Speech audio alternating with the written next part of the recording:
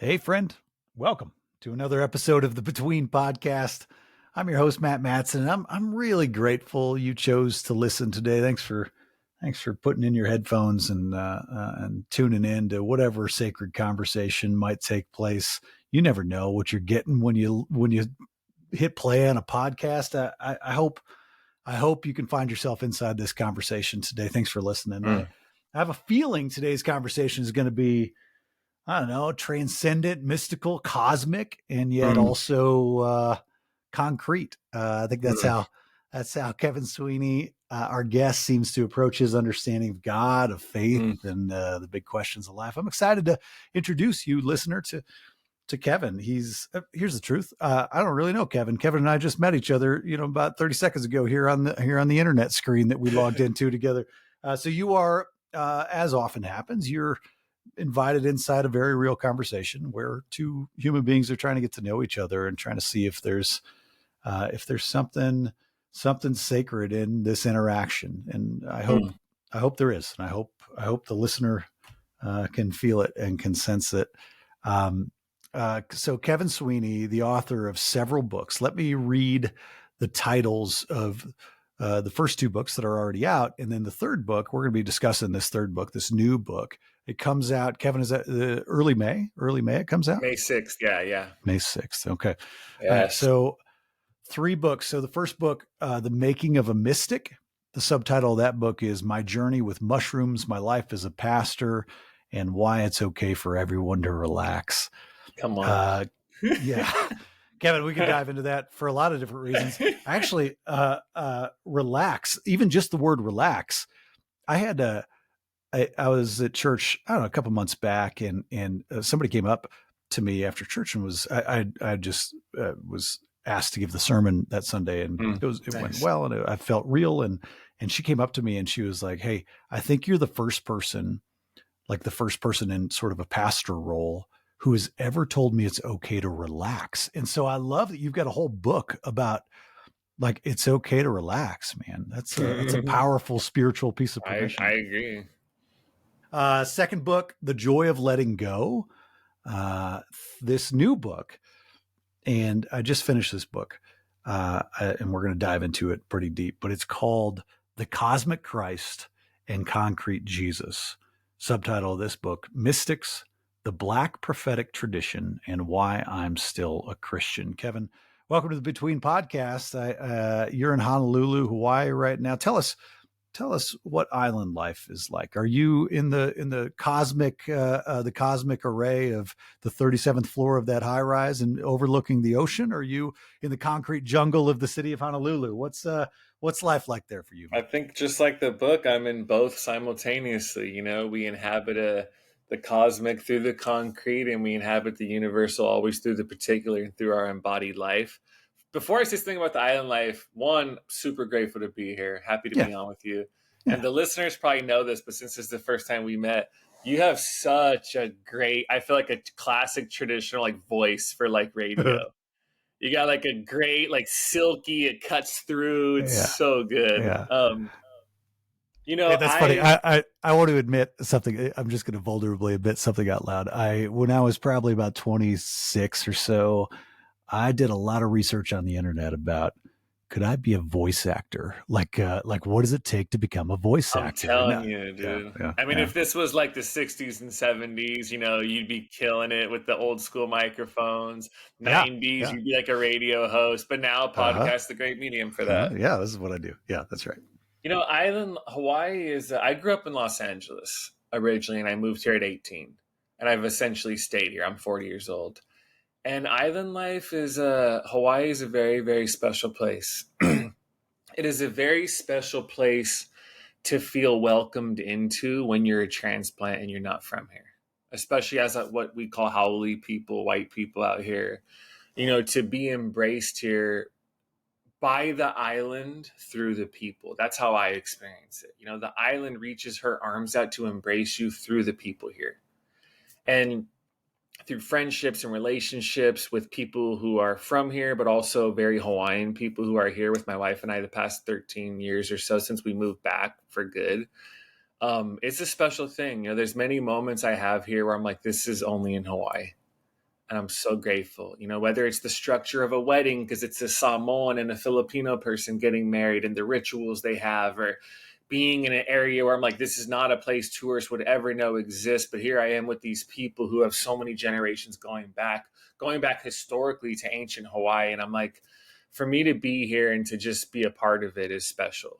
And I'm 2 blocks from the water. I surf. My wife surfs. My kids have probably spent more time in the water. They're 6 and 8 at this point in their life than most people have their entire life. So I just think, being here is special.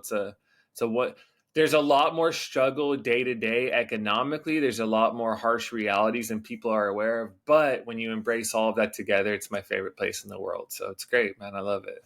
I can't help but comment on the metaphor of being welcomed by the island through the people, right? Like through the embrace of the people.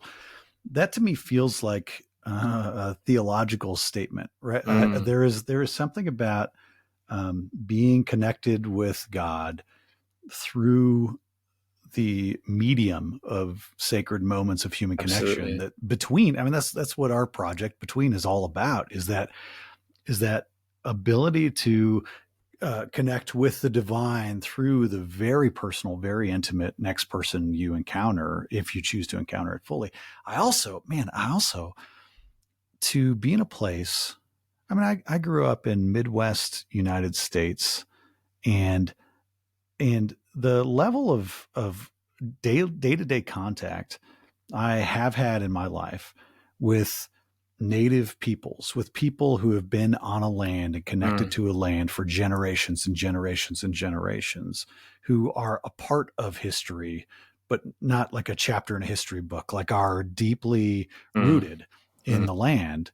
Hawaii, you and I could do a different show about colonization and why I haven't had that interaction, but man, for you to even just voice real quickly on a little introduction, like your ability to tune into that and appreciate it and honor it, that's a beautiful thing that is worth commenting on. Yeah, I appreciate that.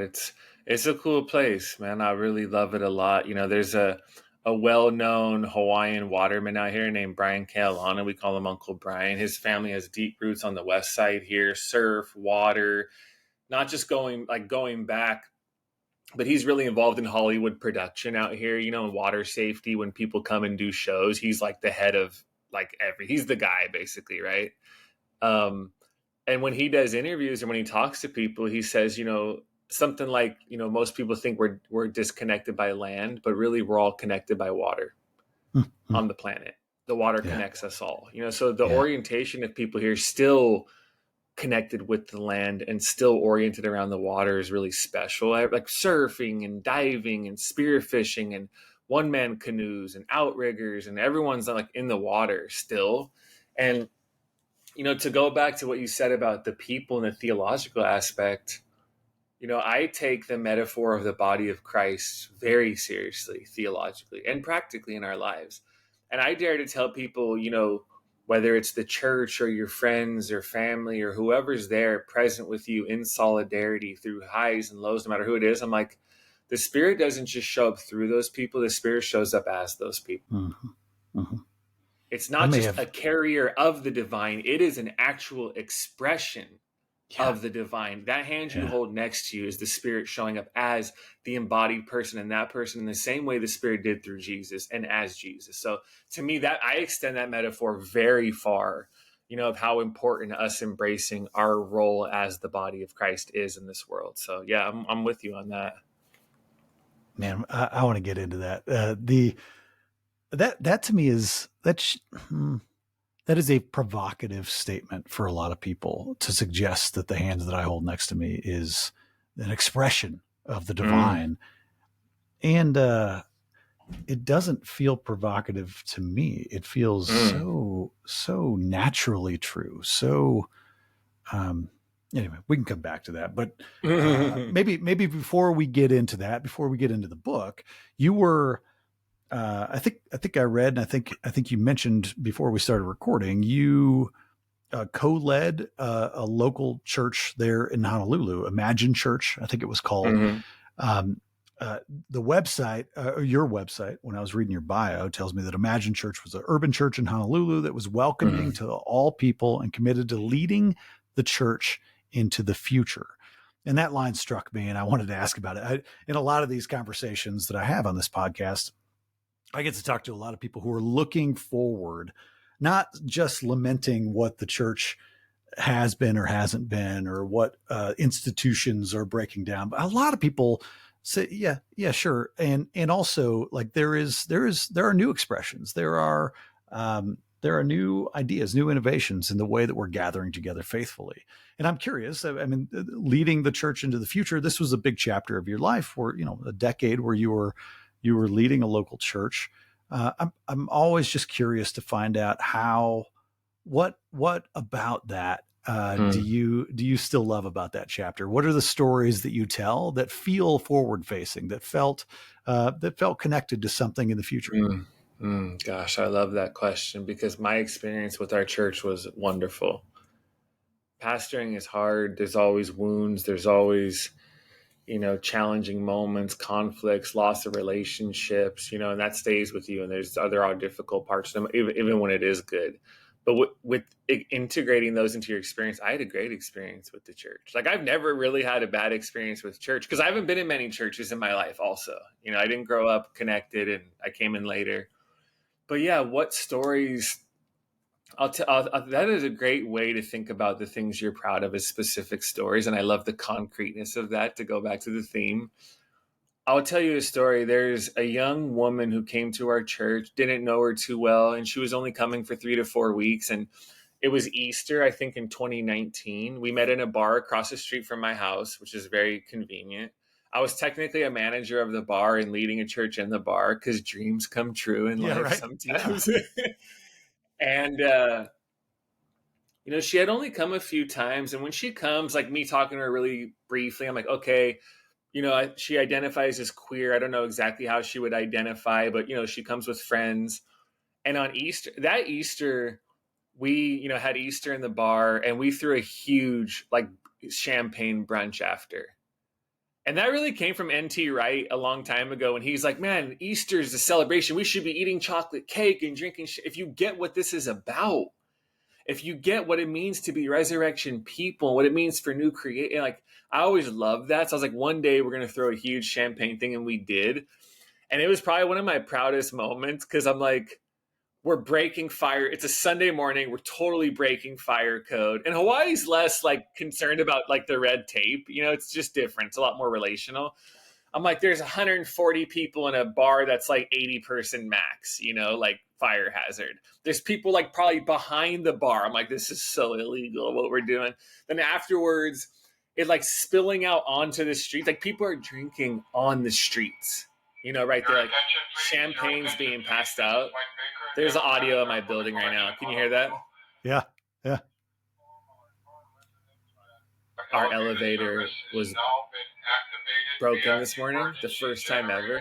I had to go down 37 flights of stairs and up 37 flights of stairs this morning because our elevator. So you might want to edit this audio out, just because they're basically telling us it's working again. Well, that's good. Your elevator's working. That's great news. It's over. You're in the real life. You're really in the concreteness. We are not editing that out at all. That was as concrete as it gets. That's real. That was. We all have speakers, and they let us know. So, like, the parties spilling out onto the streets. People are drinking champagne, like, on the sidewalk. People who I know we didn't even, like, assign probably to do it are just, like, handing out trays of champagne. I was like, this could all go so bad, but you know what? We just got to ride it out. And so that was, a wonderful experience. But from that, my wife, who's very powerful speaker, sort of in the moment, reads the moment, very intuitive with all that, did some version of, our church didn't really do altar calls, but some opportunity to say yes, right, to God, yes to the way of Jesus. So this young woman did, and I think the next weekend or so, we're going to do some baptisms. And on that day, like, our church is there on the beach, and her friends who I've never met are there. And, like, her identifying as queer, like, obviously there's a long, struggling, conflicted relationship because of how the church has treated LGBTQ people there. But not only that day did she get baptized, but it was the first time she ever came out publicly. So I'm like, when she comes out publicly, it's to the church. She comes out publicly because she saw this space as a safe enough space to say, this is an essential part of who I am. It's not everything, but it's an essential part of who I am, in the same breath as I'm making this commitment to the way of Jesus. So when I come out of those waters, it is out of the fullness of who I am while I'm in process, in the presence of my friends and family and a church who I now see as safe enough to do this. That is an example of a story where I'm like, this is what Imagine is. Yeah. This right now is when church makes sense to me. We were independent. I wasn't a part of a larger denominational thing. I could have, done that. But I made decisions to not be fully dependent upon the finances of the church so I could be the fullness of who I am and make decisions that I thought were faithful to the vision of the church and not something that was based out of fear of whether or not we can pay the rent. There's a lot of struggle that comes with that financially, but I probably value like creative freedom and integrity and pastoral freedom over everything, when it comes to leading. So I was willing to do that. So yeah, that's just one example of something I was very proud of. And, I think one of the things that just defined Imagine was like its structural minimalism. Like I'm very minimalist when it comes to structure and when it comes to systems. Like I try to create an environment that is organic as possible. It needs structure, it needs rituals, it needs systems, but just enough to allow that which wants to grow organically to thrive without impinging too much on it. That was a big part of the approach as well. Man, that the story about the party in the bar, I love that you connected A to B there. You connected that young woman's like feeling of fullness in herself, right?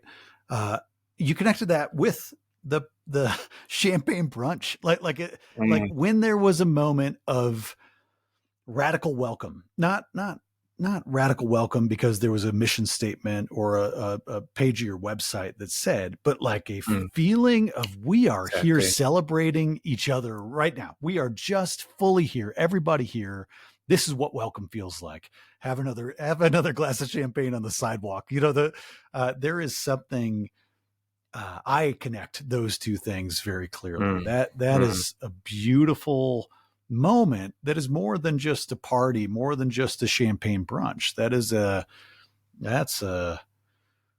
it. That's the coming to life of what you to believed. me, that's an embodied realization and feel of a lot of the parables Jesus told about parties and who's invited and who's not. Yeah, man. And sometimes when it gets so obvious, I'm like, every parable is everybody who you think is in is out, and everybody you think is out is in. And those who you think who are in or who are out is not because God's making them be out. It's because of them in their own decisions to close the door and keeping others out is actually keeping them out. They're closing the door to keep others out, and in the process, they're actually removing themselves from the party. And to me, I'm like, that's everywhere. And the welcome and embrace of people, and to embrace people where they are and to invite them into the future without any shame or coercion of they're supposed to be anywhere other than where they are on anybody's timeline. Now you've created an environment that does not guarantee, but creates the best conditions for actual growth. Because it's always, I tell people, the kingdom of God is always an invitation. It's never an obligation. This is an imagine. Jesus imagines this other way. You want to come? Great. If not, that's fine. You can stay there for 5 years, and then one day when you hit rock bottom and wake up and something happens, you might be ready to begin. Hey, let's do that. The pastor who can't handle people not being where they think they're supposed to be, whether it's based on beliefs or morality, that's not about them. That's about the pastor's own issues, always, and the freedom to let other people be where they are, to invite them forward and let them go at their own pace. I'm like, that is what the Spirit perpetually does for every single one of us. And we have the chance to do that for others. What a gift we have as guides, friends, and pastors. There's it's like on our website in our little 4 community agreements, and a simple statement that I actually stole from the senior pastor at my local church. But he would often say, everyone is welcome here. The only people who aren't welcome here are people who can't welcome everybody. And that feels like okay, yeah, that's cute. But but there's something about it that is related to what you just said. Like that is just an invitation. Everybody's welcome here, except for the people who can't welcome everybody, because those people aren't ready. Like they're making a choice. They've, to your point, they've excluded themselves. They've said no. Exactly. That's not this. Clearly, this place isn't right for me, and that's okay. I'm happy to acknowledge that this you're not ready for this. That's okay. Totally. But we're doing something different. This is the invitation. If you can see everybody you encounter as magnificent, if you can see everybody you encounter as an expression of the divine, and really believe that, and that's hard. Maybe even if you can try, not, you don't even have, because it's really hard to believe that all the time and to act like you believe it all the time. It's really hard to do. But if you're invited to try, and I think that's the invitation, right? That's. Yeah, I right. like that. Yeah. Kevin, I want to get into your book. Here's what I experienced reading Cosmic Christ and Concrete Jesus. So I wrote a few bullet points, and I'm going to read them out loud because I was just trying to reflect on what was it that I loved about this book. So here's what I wrote. I wrote, this book gives permission to those who feel imprisoned within or sealed outside of dusty old rules-based religious institutions. This book gives permission. I wrote, this book speaks to this exact moment by borrowing the language and stories of 2,000 years ago, paired with the wisdom of modern, bold, brave Black prophets of contemporary history. I wrote that this book pulls up a comfortable chair in the part of the Venn diagram of God that our hyper literal society wants to avoid. And I wrote that this book pours a cool glass of clear living water to quench our collective thirst brought on by the friction of the false faith binaries we've all had ground into our skulls. Anyway, that was my reflection. You should have wrote the forward. Yeah, that's the review I'll put on Amazon or whatever. Yeah, yeah, please do. But there's a reason you wrote this book, and I want to know. I think I want to start there. Like, what's the story about what churned this book out of your soul? Where did this book come from? Yeah, it was probably around the time you said you visited out here. So we actually closed our church down. We announced in January of 2022, then we closed down in like May of 2022. And so I think it was probably a little bit before that, maybe. I was walking at a park right across the street from my house, right near the water. And this thought came to me, and it just said, yeah, I want to write a book about Jesus. Because I'm like, after this spontaneous awakening moment with God when I was 18, as my journeys continued, I'm like, I've read all the books that will make someone question their beliefs about God and Jesus or any role in the Christian tradition. I've wrestled existentially with the radical contingency of everything to the point where you can't hold on to anything with certainty. I've gone through the critiques. I've gone through different stages of orientation and changed my beliefs, and they've evolved so many times. And yet I'm still just as committed to this path as I've ever been. And I'm still comfortable calling myself a Christian. Why is that? Why does that feel natural and good to me in a time where many people, for legitimate reasons, have a hard time saying that, identifying with that, holding on to beliefs about God? So that was the catalyst of just like, what do I really think? How do I hold this together? Because I don't have conventional beliefs about a lot of things. I'm not a Christian in the same way other people would consider themselves to be Christians, where it's a belief-based Christianity where you can assent to these 5 things, or here's your doctrines or dogmas. Why does this feel so natural for me to do that? So I think that was the catalyst of like, well, I really want to work that out. I know it intuitively and I embody it, but I've never actually taken the time to think about it in a way that organizes it into a whole. And so that was the catalyst. And correct me if you think this is off, but I've noticed something about how I write compared to what I read most of the time, from, let's say, in religious sort of settings. And I say, most people, it feels like to me, most people write what they are learning, and I write what I've become. So most of the time people are writing or podcasting or thinking and talking with their friends about whatever's at the growing edge. Because if you're on a path, you're focused on whatever's in front of you. You know, if you're whacking weeds and you have to climb over a tree, if you're on a literal path, that's what you're talking about. Man, what is this tree? We're figuring it out. We're getting through it. So now we're talking about it. That's natural. That's normal. I'm a person who doesn't always talk when I first see things. I'm an Enneagram 5. I am naturally in my head. I like to gather large amounts of information. So that's not my personality. So part of it's just that. But I'm like, I will talk about things later on when I have become it enough and integrated it enough where I'm not just starting to throw things out there, but I feel comfortable because of the role it has in my life and how I've directly realized it for myself. So this book is like, this is how my life actually works. This is how my faith in Jesus, this is why I can still be a Christian. Because while most people have a belief-based Christianity, I'm a Christian because I believe this, and this. For me, from the very beginning, my faith was not based on beliefs about God. It was based on direct experience of God. Mm-hmm. That has carried me through. That still remains with me to this day. My faith was not, here's the container I believe in that holds the substance. It was actually the experience of the substance itself.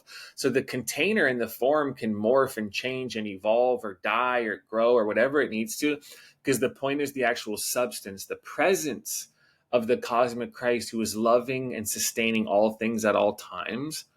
And then the actual concrete way of Jesus who is inviting us into a very particular mode of being. So that was a fascinating discovery for me when I wrote this book, was me saying, oh, you can be fully committed to the way of Jesus regardless of your religious beliefs.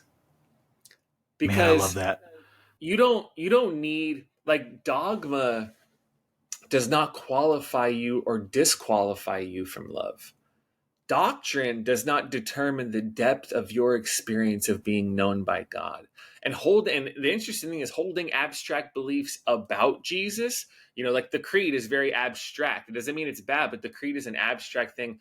I believe in like the Trinity in some form of this, and these are all abstract beliefs that have nothing to do with the life of Jesus.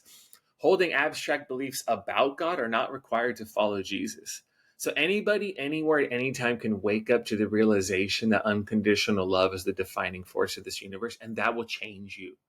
Anywhere, no matter what your religious orientation, no matter what your beliefs are, if you touch that, even for 5 seconds in a worship service, in the water, walking through a forest, sitting down with a friend I don't care what it is. If you touch that, it will change you.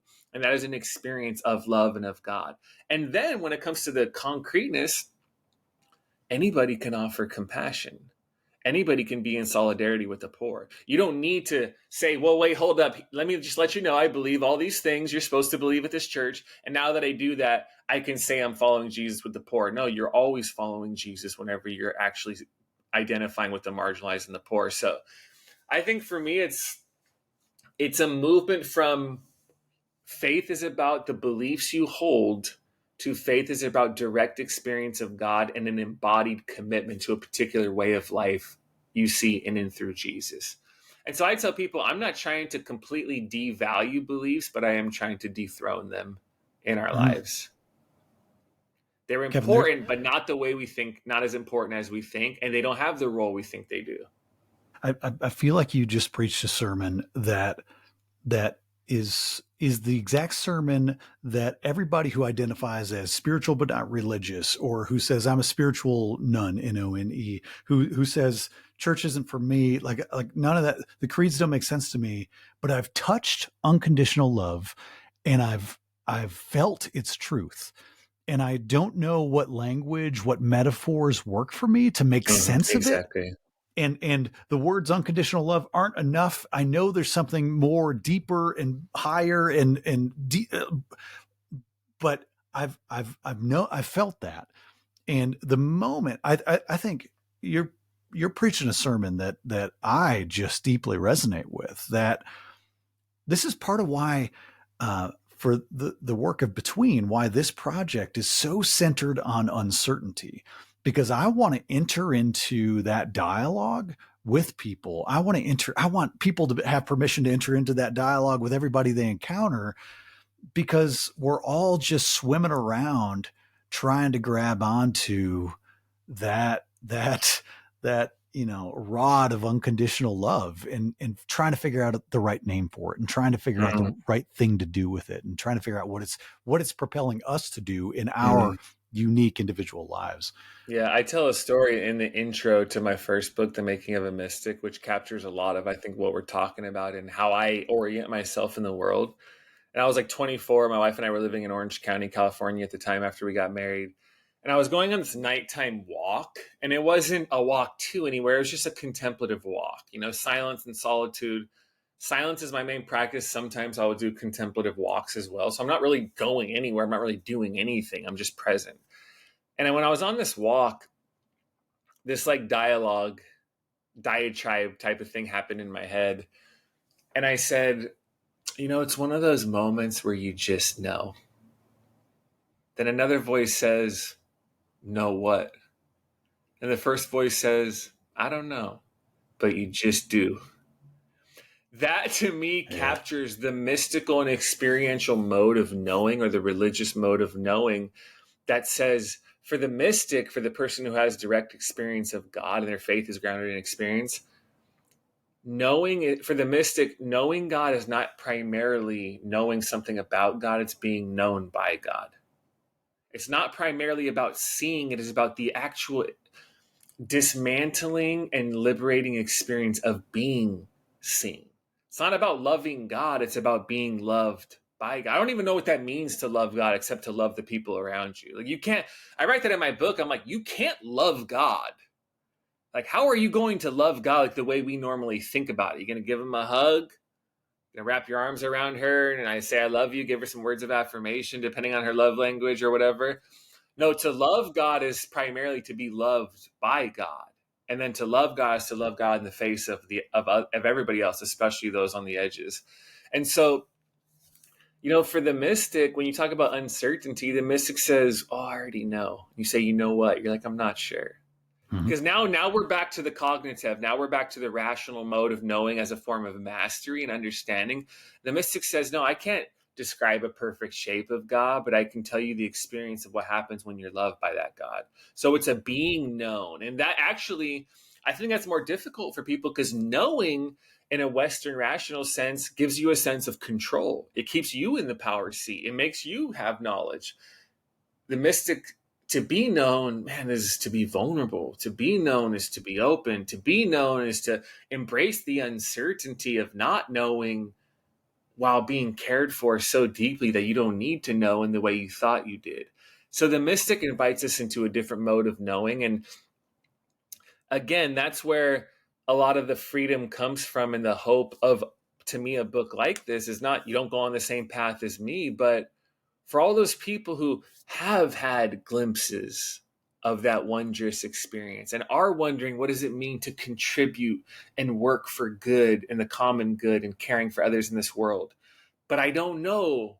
I can't just say I believe in all these things in the creeds yet, or I don't know what I think about this, and I'm rethinking everything. Part of me is like, it doesn't matter.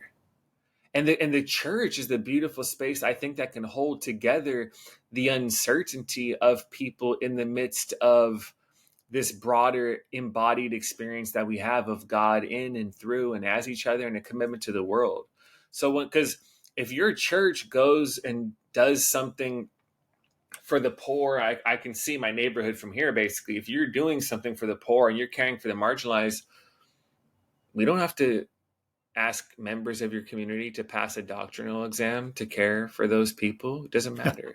They're already doing it. They're doing the Christ journey. Why would we go back and talk about what we think? No, we're doing it. The movement has always been, from into flesh. Like, the word became flesh. So when it becomes flesh, this other conversation is peripheral. What you think is essential to me is peripheral now, because we're doing the journey, and everybody can do that no matter what they think in any moment. And I find that to be extremely hopeful for people who aren't sure what they think. I'm like, who cares? Yes. Can you let yourself be loved and seen? We're doing the journey. You want to commit to show up for others and see them?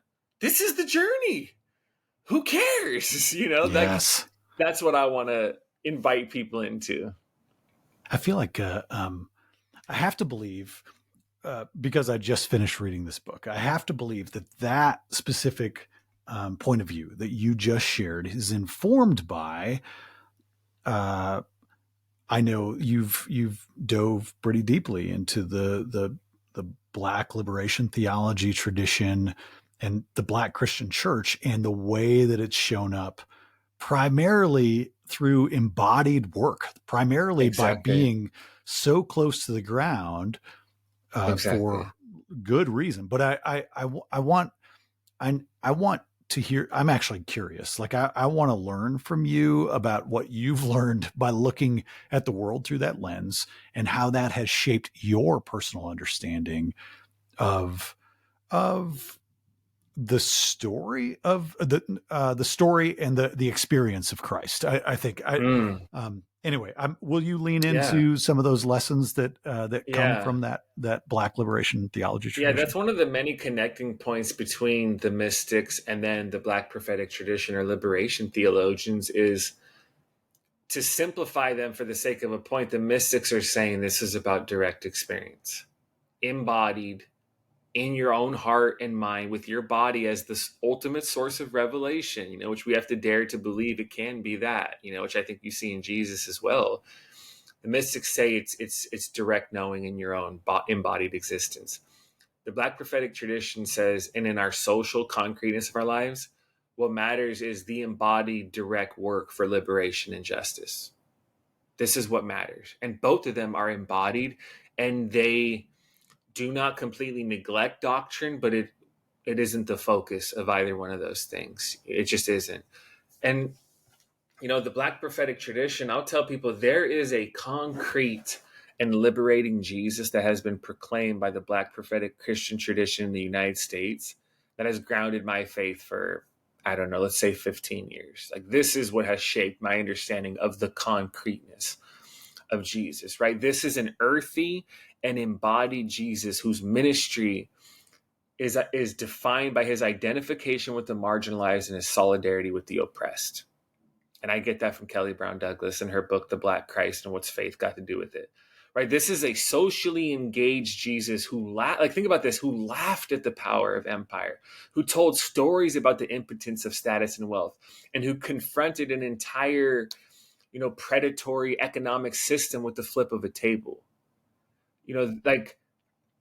This is not the abstract white Jesus of the creeds that only asks you to believe certain things about him. This is an earthy and embodied and radical Jesus who dares and invites you to follow him, to love other people in a way that disrupts systems and structures. That's why I say the gospel is not just about lifting up broken hearts, it's about tearing down broken systems. And this Jesus is the one who shows us what that looks like in his time, and then empowers us and calls us to do that same type of work in our time. So when you talked about the concreteness, James Cone is probably the most famous Black theologian there's ever been. He really got Black theology going as an academic discourse with his book, Black Theology and Black Power, written in 68 or 69. But he says, God was the God of history, the liberator of the oppressed from bondage, because of course they're going back to Egypt as well on this whole trajectory of liberation. He says Jesus was not an abstract word of God, right? It's not an abstract word you just say, I believe this. That's great. No, he says Jesus was not an abstract word of God, but God's word made flesh who came to set the prisoner free, right? So this is a concrete Jesus who had his feet on the ground, his heart with the oppressed, and his eyes fixed on structures and systems that were getting in the way of life. This is a Jesus who this Jesus invites us to not just believe in, but to live out dimensions of the gospel that I believe the abstract white Jesus who only wants you to believe things about him does not help you see and does not require you or invite you to do with your own life. So I think whether you get it from the Black prophetic tradition, from other liberation theologies, but it is voices from the edges and the margins, it is the voices of the oppressed who have been in need of liberation that are the ones that help us see the centrality of liberation in the life of Jesus. Man, once you start to look at, I hadn't had a lot of exposure to Black liberation theology, to liberation theology in general, to queer theology. I hadn't had a lot of exposure to it. I don't think that's good or bad. That's just a fact of my life journey. And then probably like a lot of white dudes like me who maybe earnestly engages in some of those traditions, some of the wisdom coming from the margins. It's like, what, how was I not seeing through this lens before? It's so difficult to confront the fact that I was empire. Like it is so, and what a wonderful confrontation. Of course it's difficult. Of course it is. But man, once you start to see the life of Jesus through even a little bit of that lens, if you put those glasses on every once in a while, it just changes the whole story. It changes the entire way you see every person you encounter, every conversation you have, the next person you see in the aisle of the grocery store or have a coffee meeting with, or see while you're walking down the street and they're rearranging and every news story and every press briefing and every history book and all these things. Yeah, I'm with you. Yes. Yeah. I want to read a little section of the book. Because I said earlier, I felt like a real permission being offered from the book. So you wrote this: the revolutionary spark of our faith cannot be reduced down to beliefs and ideas we carry with us in our rational minds. Faith is alive in our bones, awakened in the center of the heart, and naturally moves through and as our bodies. This feels like a welcome mat to the mind of a mystic. And you've talked about this already, but I just feel like there's a lot of people, maybe I'm one of them, who not often enough have been given permission to trust the experience of God that my own body has. Because I didn't know that was something I could do. I didn't know that was a channel my body tuned into. Like nobody told me that before.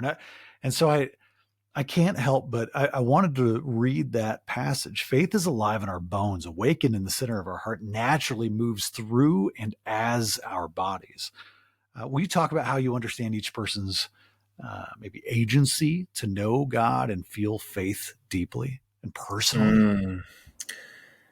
There is only one medium that you have for this life, and it's your own body. Yeah. It's your own life. You don't have anything else. We don't have another option. There is only way to interface with others and with God and with the world, and it's through our bodies. And I think I've learned a lot by having friendships with people who grew up in the church, because I didn't really. I went to Catholic school as a kid and I stopped going, and it was just kind of, I tell people I grew up with a pleasant indifference to religion. Yeah. I didn't have any religious shame or guilt. I was never told not to trust my body. I wasn't told to trust it, but I didn't have that. So from the very beginning, the most important compass I had spiritually was my own experience and what I saw. Because when you don't have any, as you can imagine, if you don't have youth groups and you don't have pastors and mentors and you don't have guides, and you sense you're going through this big existential crisis and you're asking the deepest questions, and then you have a direct experience of God, that's a lot. Yeah. Oh, that's a lot to take on. But I was just like, I know what I saw. I know what I experienced, because this doesn't make any sense, So I think I would invite people in the book. I say, can you dare to see and experience your body as the sacred text that it is? Even before this book, I remember having these thoughts. I might have written them in one of my books, but I'm like, a lot of pastors might be good at reading the Bible, but they're not good at reading their own hearts. Mm. And a lot of religious leaders might be good at interacting with sacred texts, but they're not good at interacting with the sacred texts of their own lives. Can you listen? Like Parker Palmer says, can you listen to your own life? Do you know what's like? Do you know why your body's irritated right now? Do you know why you're frustrated? Do you know why in this season you're feeling more fatigued? Like, this is about reading the sacred text of your own unfolding journey. And there's a lot of things I'm not good at when it comes to leading, like organizational leadership. I'm a nightmare. Like, I was 6 years into the church and I'd be Googling, like, what do I do in a meeting? Right before a meeting, I'm supposed to leave. And I had friends who would help me with that, people who were much better at that. I'm grateful for that. But the other part about reading your own life, paying attention, learning how to rest, some afternoons as a pastor, I'm like, you know what? The most important thing for me to do is sit here, look at the window, and just be like, oh yeah, that interaction with that person, that actually like really hurt me. Oh yeah, and sometimes that's a hard thing to accept, is you're going to love people, and sometimes unbeknownst to them, they're going to say hurtful things. Oh yeah, that's tough. I'm going to sit here and maybe my eyes will well up with tears as I accept, once again, we live in an imperfect world and this is where I lead, and I have to forgive that person and forgive life. And now I can sit here and for that hour, just sit in silence, listen to my body, grieve over it, be like, all right, and now we keep going. Mm. But if I stuff that down for 7 years, it's going to be bad. Yeah.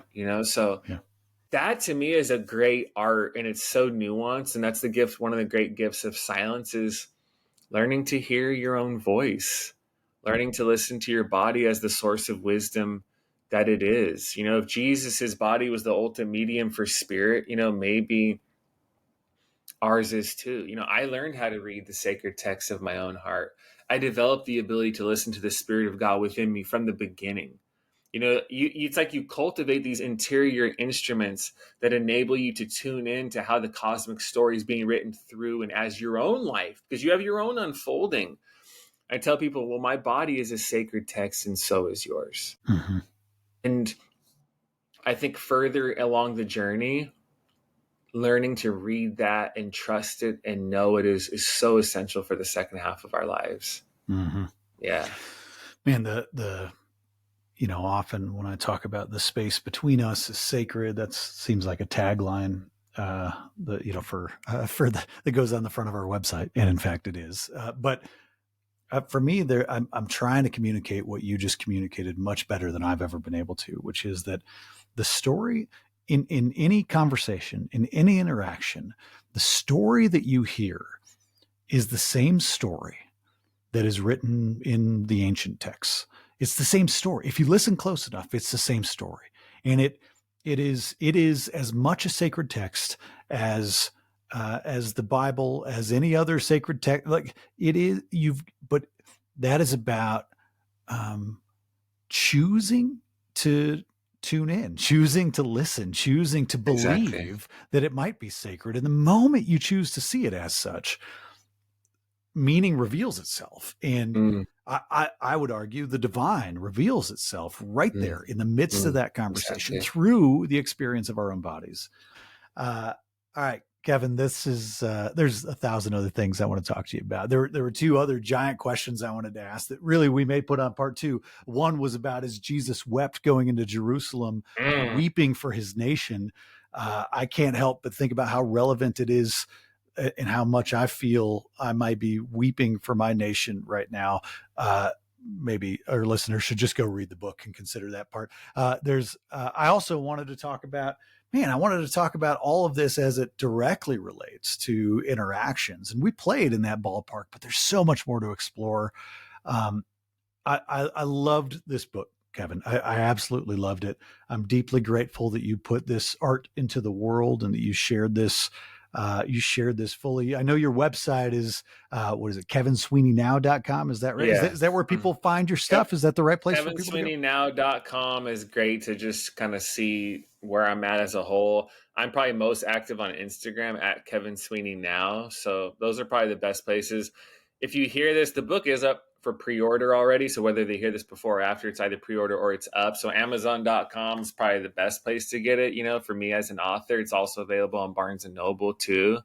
I'm not sure if it's on Target. One of my other books was. I'm not sure how that works, but yeah, Amazon, Barnes and Noble is great. So yeah, I'm honestly like it took me a long time to write this because of my season of life, but I'm super proud of it. And I'm like, yeah, this is how I really hold this together. This is what my life feels like. So it's great. Yeah. That's beautiful. I appreciate it, Kevin. Appreciate you, man. This is so good. Hey, to the listeners out there, thanks for listening to another episode of the Between Podcast. Hey, you can find all our stuff at between.church. I don't have to give you a sales pitch, but if you want to engage deeper with Between, we've got groups. You can engage in our sacred text little mini ministry. We've got, follow along with all the stuff that we're producing every single week. And man, a bunch of other cool podcast episodes, but this was a fantastic one, Kevin. Thanks so much for being a guest. I appreciate you, man. This is great. All right.